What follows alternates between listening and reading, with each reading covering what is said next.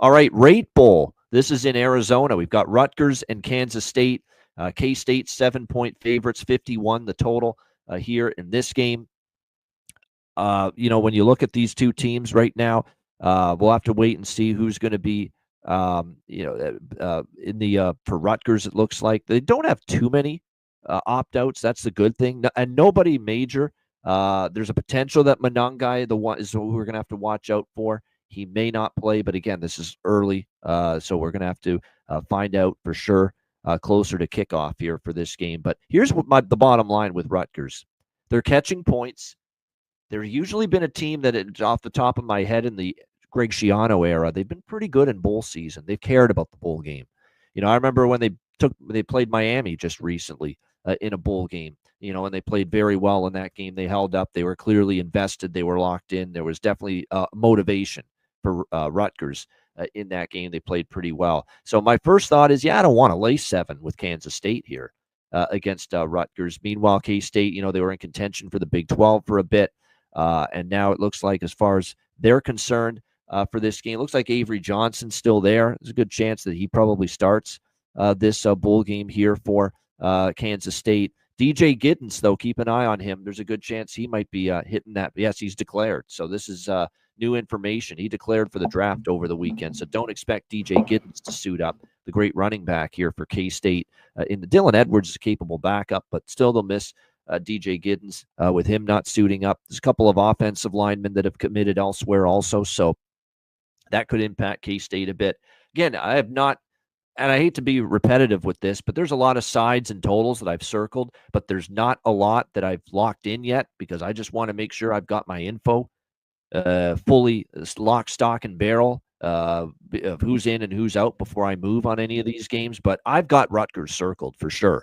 And this would be a Rutgers or pass game for me. There'd be no scenario where I'd be taking Kansas State in this game. We've seen a track record of Rutgers showing up at the bowl game, playing hard, caring about it under Greg Schiano. It wouldn't shock me if we see more of the same here from them at the Rate Bowl in Arizona.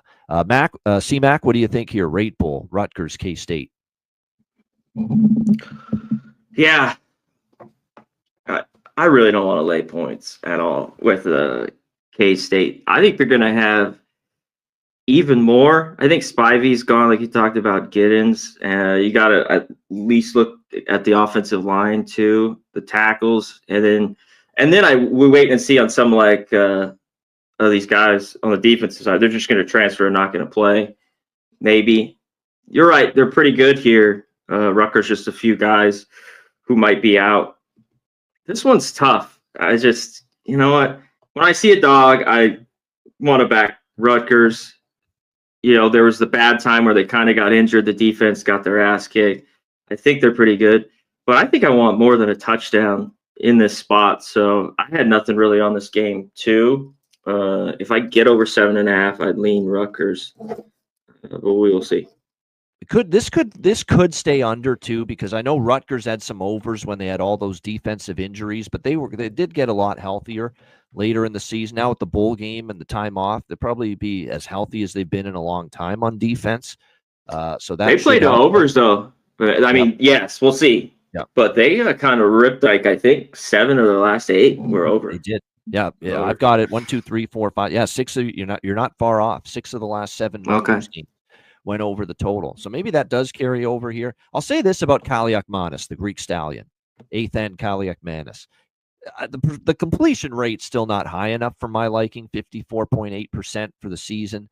But I'll say this about him. He's taken care of the football. He's done a really nice job not having those bad interceptions he had at Minnesota last year.